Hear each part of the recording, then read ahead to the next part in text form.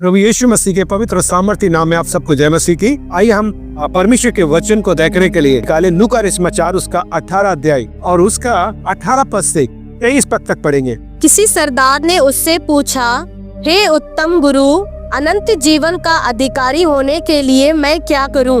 यीशु ने उससे कहा, तू मुझे उत्तम क्यों कहता है? कोई उत्तम नहीं, केवल एक, अर्थात परमेश्वर। तू आज्ञाओं को तो जानता है, व्यभिचार ना करना, हत्या ना करना और चोरी ना करना, झूठी गवाही ना देना, अपने पिता और अपनी माता का आदर करना। उसने कहा, मैं तो इन सब को लड़कपन से ही मानता आया हूँ। यह सुन यीशु ने उससे कहा, तुझ में अब भी एक बात की घटी है।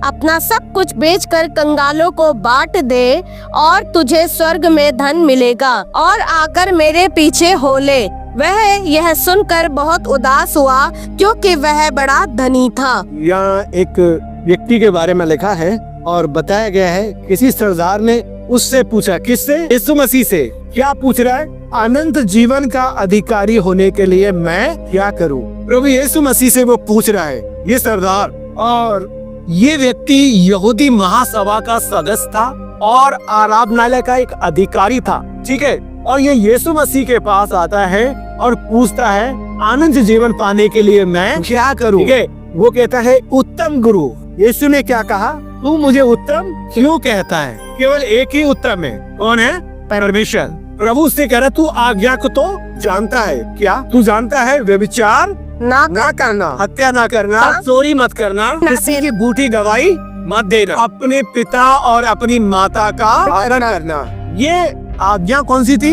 जो निर्गमन 20 अध्याय 12 से लेके 16 पद में लिखा गया है, ठीक है। ये वो 10 आज्ञा थी। विशेष करके प्रभु जो बातें कर रहे हैं वो कौन सी आज्ञा थी? 7वीं, 6वीं, 8वीं, 9वीं और 5वीं आज्ञा की बात प्रभु ने यहाँ पे उस सरदार से कहा कि तू ये आज्ञा को जानता है, तुझमें एक बात की घटी है। क्योंकि भौतिक संसार के प्रति उसका मोह नहीं मरा था। उस संसार में वो अभी अपने आप को शामिल किए हुए था। इस बात का अंगीकार करे कि उसका जीवन भौतिक संसार में लिप्त है। मुझे यहाँ की भी आशीष मिल जाए और मुझे वहाँ की भी मिले। मुझे ये वाला भी चाहिए और मुझे वो वाला भी चाहिए, दोनों चाहिए। किसी एक का तो इनकार करना पड़ेगा आपको। और इसीलिए प्रभु ने सटीक जगह बात कही। उन्होंने वो आज्ञा बताई, कहता है, ये तो मैं बचपन से करता आया हूँ, ये मेरे बड़ी बात नहीं, ये तो मुझे जानता, कोई नई बात नहीं बता रहे। उसने कहा, तुझ में एक बात की घटी है। क्या कर? अपना सब कुछ बेचकर कंगालों में बांट दे और मेरे पीछे हो ले। अपना सब कुछ बेचकर कंगालों में बांट दे और तुझे स्वर्ग में धन मिले। क्योंकि प्रभु ने उसके जीवन को देख लिया था। जब आप बातचीत करते, जब आप परमेश्वर के पीछे चलते, तो परमेश्वर जानता है कि आप क्या कहना चाहते हैं। क्योंकि उसने आपको बनाया है, वो आपको आपसे ज्यादा जानता है।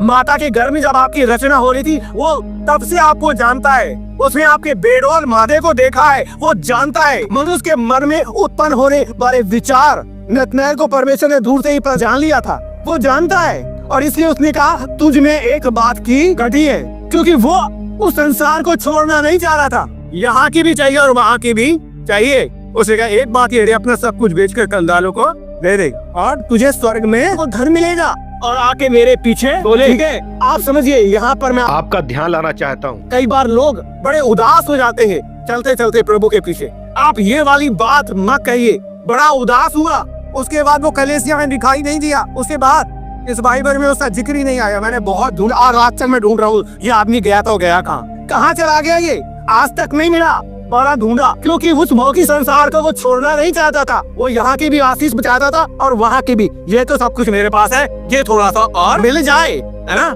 यही जीवन होता ना मेरा और आपका। इसी तरीके से मैं और आप चलते।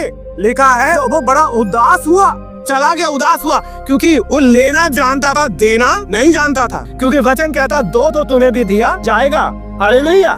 लेकिन ये धनी व्यक्ति लेना जानता था, देना नहीं जानता था, और इसलिए बड़ा उदास हुआ। प्रभु जानता था इस बात को कि यहीं पर ये कठोर है। प्रभु को पता है हम कहाँ पर कठोर है, वो जानता है। और इसलिए प्रभु ने सटीक जगह पर उसकी निशाना किया। उसने कहा, एक बात की घटी है। कहता है, इसमें बड़े हल्के में लिया, ये सब चीजें तो होता रहता है, चलता है, मैं सब मानता आ रहा हूँ। एक बात की, मेन बात को तूने छोड़ दी, जो तुझे करनी चाहिए थी। कई बार हम प्रभु के पीछे चलते चलते कुछ ऐसी खास बातों को, उस खास विषय को, जब कभी ऐसे मोड़ आते हैं तो हम उन चीजों को छोड़ते हैं जिन्हें हमें करना चाहिए। अगर परमेश्वर करा प्रार्थना कर, परमेश्वर का वचन करा उपवास कर, परमेश्वर का वचन करा सही समय पे चर्च पे, हम सब कुछ सही कर रहे हैं। अगर हम भाग दे रहे हैं, दसमंश दे रहे हैं तो हम लेट आ रहे हैं। अगर हम समय पे आ रहे हैं तो हम शायद खुद प्रार्थना कम कर पा रहे हैं। अगर प्रार्थना कर रहे हैं तो हम वचन ही पढ़ पा रहे हैं। क्यों? परमेश्वर का वचन क्या कहता है? तूने अपने उपदेश इसलिए दिए कि वो अपने से माने जाए। उपदेश खाली सुनने के लिए नहीं है, ये मानने के लिए है। धन्य जो उसके वचन को सुनता और मानता है। उसने उपदेश खाली सुनाने के लिए कि पास ही आओ, यहाँ पर आकर सुसमाचार प्रचार करो या वचन प्रचार करो, अच्छा वचन दिखाओ और वो लोग सुने और चले जाए। और ऐसे व्यक्ति उसके समाने जो अपना दर्पण में मुंह देखता फिर चला जाता और भूल जाता है मैं कैसा, हाँ, दोबारा फिर आकर के अपने आप को देखता है। हमें वचन के सुनने वाले नहीं, वचन पर चलने वाले बने। हालेलुया। तूने अपने उपदेश इसलिए दिए कि वो आत्मा से माने जाए। हम सुन के वचन को कितना अपने जीवन में लागू कर रहे हैं। हम सब कुछ करते हैं लेकिन कहीं ना कहीं हम भूल जाते हैं कि हम एक विश्वासी, हमें कैसा जीवन जीना चाहिए। प्रभु के साथ भी चलते हैं, शैतान के साथ भी चलते हैं। शैतान को भी उसी नेक को बुलाते हैं, कहते प्रभु तुम भी आ जाओ। क्या एक सोते से दो प्रकार का पानी निकलेगा? क्या एक मियान में दो तलवारें रह पाएंगी? नहीं। आप शैतान के और परमेश्वर की सेवा नहीं कर सकते। चुनाव आपका और आपको लेना पड़ेगा, डिसीजन आपका है। हालेलुया। जब इस व्यक्ति की बारी आई तो ये व्यक्ति बस कह रहा है मैं तो सब कुछ हूँ, अब आगे जीवन और मिल जाए, लेकिन बाइबल में दोबारा उसका कहीं जिक्र नहीं आया। मैं और आप भी बहुत उदास हो जाते हैं, निराश हो जाते हैं और कई बार तो लोग चर्च भी आना बंद कर दे। ये वचन है, वचन अगर आपको कह रहा है, कुछ भी बता रहा है, क्योंकि एक एक वचन ताया हुआ है। कोई इसमें ऐसा नहीं है कि छाटो बीनो वाला वचन इसके अंदर नहीं है, या आपने हर माल 10 रुपया वाला के हिसाब से इसमें आपने मतलब का निकाले बाकी छोड़ दिया। एक एक वचन ताया हुआ है। अगर ध्यान से आपसे पढ़ेंगे तब समझेंगे। मैं वचन को पढ़ रहा था और लिखा है कि जब तू घर बनाए तो अपने घर के चित्र मुड़े बनाना। परमेश्वर जानता है कि ये इतनी छोटी सी बात लिखी हुई है कि इनके छोटे बच्चों में गिर ना जाए। तो वचन का एक एक ताया हुआ, आप पढ़ के तो देखो कैसे आप पढ़ रहे हैं इसको, आप कैसे इसको ले रहे हैं। क्या आप ऐसे करके इसे ग्रहण कर रहे हो कि ये खुदा का कलाम है, परमेश्वर का वचन है, इसे मुझे मानना चाहिए? या आप कह रहे हो नहीं मैं अपने हिसाब से निकालूंगा, अपने घर में भी अपने हिसाब से चलूंगा, आप परिवार में भी अपने हिसाब से चलूंगा? अपने हिसाब से नहीं, हमें परमेश्वर के हिसाब से चलना पड़ेगा। हालेलुया। देखिए परमेश्वर का वचन क्या कह रहा है। हमें इस बात को समझना है कि अब जो है कुल्हाड़ा जो है पेड़ों की जड़ पे है। मत्ती सुसमाचार का 3 अध्याय 9 और 10 पद पढ़े, क्या लिखा है? और अपने अपने मन में यह न सोचो कि तुम्हारा पिता अब्राहम है, क्योंकि मैं तुमसे कहता हूँ कि परमेश्वर इन पत्थरों से अब्राहम के लिए संतान उत्पन्न कर सकता है।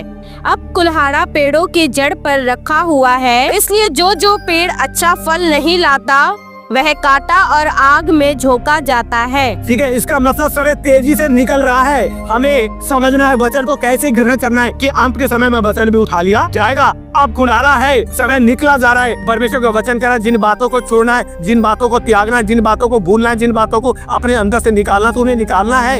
एक मियान में 2 तलवारें नहीं रह पाएंगी। आपको कुल्हाड़ा पेड़ों की जड़ पे है, वचन कहता है, और आप कुल्हाड़ा पेड़ों की जड़ पर रखा है, इसलिए जो पेड़ अच्छा फल नहीं लाता वह काटा और आग में झोंका जाता है। अगर हम अच्छा फल नहीं लाएंगे तो क्या हम परमेश्वर के राज में रह पाएंगे? नहीं। फिर तो हम उस भयानक आग की प्रतीक्षा करें। लेकिन क्या है, प्रभु के पीछे चलते हुए हमें समझना है इस बात को। वचन कहता है मत्ती सुसमाचार उसका 16 अध्याय का 24 पद। तब यीशु ने अपने चेलों से कहा, यदि कोई मेरे पीछे आना चाहे तो अपने आप का इनकार करे और अपना क्रूस उठाए और मेरे पीछे हो ले। और इसका 10 अध्याय 38 पद। और जो अपना क्रूस लेकर मेरे पीछे ना चले वह मेरे योग्य नहीं। यदि यीशु ने अपने चेलों से कहा यदि कोई मेरे पीछे आना चाहे, सबसे पहले अपनी खुदी का, अपने आप का इनकार करे। हमें अपने आप का इनकार करना। लोग प्रभु के पीछे चलते लेकिन अपने आपे का इनकार नहीं करते। मैं कुछ हूँ, अपने आप को जीरो बनाना कि मैं कुछ भी नहीं हूँ, अब प्रभु मैं तेरा हूँ और तेरा ही हो गया हूँ। हालेलुया। अपने आपे का इनकार करना, मैं और आप कुछ नहीं है, सब कुछ प्रभु है। हालेलुया। हालेलुया। अपने आप को जीरो, वो उसने अपने आप को इतना शून्य कर दिया कि क्रूस की मृत्यु दी सह ले, जबकि वो राजाओं का राजा, प्रभु का प्रभु। तो फिर मैं और आप अपने आप का इनकार क्यों नहीं कर रहे? वचन कहता है, तब यीशु ने अपने चेलों से कहा, यदि कोई मेरे पीछे आना चाहे अपने आप का इनकार करे। ठीक है, अपने आप को इन भौतिक चीजों थोड़ा सा अलग हटाना पड़ेगा आपको। संसार से अपने आप को थोड़ा अलग हटके सोचना पड़ेगा आपको। अपने आप का इनकार और अपना क्रूस उठाए। यीशु मसीह का क्रूस उठाने की जरूरत नहीं। अपना क्रूस उठाए। आज आप कहते हो दूसरा आपका क्या आपका क्रूस उठा ले, कोई और आपका क्रूस नहीं उठा सकता। आपको, अगर आप विश्वासी हैं, अगर आप मसीह हैं, आप प्रभु के पीछे चल रहे हैं, तो अपना क्रूस आपको उठाना पड़ेगा। क्रूस का मतलब क्या है? देखिए, उस समय क्रूस एक क्या था? अपमान का प्रतीक था कि ऐसा कष्ट जो सहने से बाहर हो। ये क्रूस की सजा बड़ी अपमानित सजा थी जो दी जाती थी रोमी समाज में। समझ पा रहे हैं मेरी बात? कष्ट, दुख और परीक्षाएं, कठिनाइयां, यीशु के पीछे चलते हुए आपको दुख उठाना पड़ेगा, कष्ट उठाना पड़ेगा, परीक्षाओं को झेलना पड़ेगा, समस्याओं को झेलना पड़ेगा। ये मतलब है क्रूस का। अपना क्रूस उठाए। हमें अपना क्रूस, प्रभु के पीछे चल रहे हैं लेकिन हम दुख उठाना नहीं चाहते। आप विश्वासी हैं या मसीह हैं, आपने चोरी करी और चोरी में आप पकड़े गए, पुलिस आपको पिटाई लगा रही है, तो आप इसको ये नहीं कहेंगे मैंने क्रूस उठाया। ये क्रूस नहीं है। क्रूस ये कि जब आप यीशु के पीछे चल रहे हैं, यीशु के अनुयायी हैं और आपको मसीह होने के कारण, विश्वासी होने के कारण आपको यातनाएं दी जा रही हैं, आपको उत्पीड़न किया जा रहा है, आपको कष्ट दिया जा रहा है, आपको जेल में डाला जा रहा है, आपको सताया जा रहा है, ये है क्रूस उठाना। अपना क्रूस उठाए। प्रभु के पीछे चले हो ना, तो तैयार क्यों नहीं होते क्रूस उठाने के लिए? आप दूसरे से कहते हैं आजा भाई मेरा क्रूस उठा ले। वचन कहता है अपना क्रूस उठाना है। क्या करना है? हम सबको अपना अपना क्रूस। क्या आप क्रूस उठाने के लिए तैयार हैं? यीशु मसीह का पहला ही सवाल यही है। पहली बात, अपने आप का इनकार और अपना क्रूस उठा। प्रभु के लिए कठिनाइयां झेलने के लिए, दुख झेलने के लिए, परेशानियां झेलने के लिए तैयार रहने वाला व्यक्ति ही क्रूस उठाता है। हालेलुया। और एक जगह से और पढ़ेंगे, लूका समाचार उसका 9 अध्याय और 23 पद। उसने शब्द से कहा, यदि कोई मेरे पीछे आना चाहे तो अपने आपे से इनकार करे और प्रतिदिन अपना क्रूस उठाए मेरे पीछे हो ले। हमें प्रतिदिन प्रभु के पीछे क्रूस उठा कर चलना चाहिए। अगर हम इसके लिए तैयार हैं, एक जगह से और पढ़ेंगे 14 अध्याय 27 पद इसका। और जो कोई अपना क्रूस न उठाए और मेरे पीछे ना आए, वह भी मेरा चेला नहीं हो सकता। तो आपके चेला बनने के लिए, प्रभु के पीछे चलने के लिए क्रूस का महत्व को आपको समझना पड़ेगा। क्रूस उठाने के लिए हम कहते नहीं, हम दुख नहीं उठाना चाहते, प्रभु के साथ चलेंगे, कष्ट नहीं आएगा, दुख नहीं आएगा, परेशान नहीं। भैया, प्रभु ने पहले बता दिया, हमेशा तैयार रहे। हालेलुया। प्रभु का वचन यही कहता है। 14 अध्याय का 27 पद क्या लिखा है? और जो कोई अपना क्रूस ना उठाए और मेरे पीछे ना आए, वह भी मेरा चेला नहीं हो सकता। क्या आप क्रूस उठाना चाहते? क्या आप वास्तव में प्रभु के पीछे चलना चाहते हैं? क्या वास्तव में आप बेटे और बेटियां और चेले और शिष्य हैं? तो तैयार रहिए। आप कह रहे मैं मसीह हूँ, आप कह रहे मैं विश्वासी हूँ, लेकिन थोड़ी सी समस्या, थोड़ा सा सताव, थोड़ा सा कष्ट, थोड़ा लोग बोलने लगे, आप चर्च आना बंद कर देते। कहाँ चला गया? आप तो बड़ी बड़ी गवाहियां थी, कहाँ चली गई? पहला यूहन्ना 14 अध्याय का 14 पद क्या कह रहा है? हे बालको, तुम परमेश्वर के हो और तुमने उन पर जय पाई है, क्योंकि जो तुम में है वह उससे जो संसार में है बड़ा है। हालेलुया। तो इसलिए डरने की जरूरत नहीं है। हम सिर हैं, ऊंच नहीं है। इसलिए जब क्रूस उठाते, जब समस्या आती है, जब परीक्षाएं आती है, जब कष्ट आता है, जब लोग सताते, डरने की जरूरत नहीं है, क्योंकि यीशु मसीह किसी का धर्म, किसी की जाति बदलने नहीं आया। उसने जीवन दिया है, जिंदगी दी है, वो लोगों की जिंदगी बदलता है। हालेलुया। उद्धार करने के लिए आया, वो आपको स्वर्ग ले जाने के लिए आया, वो आपको आनंद जीवन देने के लिए आया, समस्त मानव जाति के लिए आया। अब संसार कुछ भी बोले, आप क्रूस उठाने के लिए तैयार है। प्रभु यीशु मसीह ने कहा, अपने आप का इनकार कर और अपना क्रूस उठा और मेरे पीछे हो ले। आपका क्रूस ना आपकी माँ उठाएगी, ना आपका भाई उठाएगा, ना आपका पिता उठाएगा, कोई नहीं। सबको अपना अपना क्रूस उठाना पड़ेगा। हालेलुया। आपका रिलेशनशिप कैसा है? मेरी माँ प्रार्थना कर लेती है, मेरी जरूरत नहीं है। वो कर रही है, उसका लेखा उसके पास है। पत्नी कर रही है, आप कितना कर रहे हो? आपका पति कर रहा है, आप कितना कर रहे हो? हालेलुया। व्यक्तिगत रिलेशनशिप बनाइए प्रभु से, क्योंकि हमें प्रभु ने सिर बनाया, पूछ नहीं बना।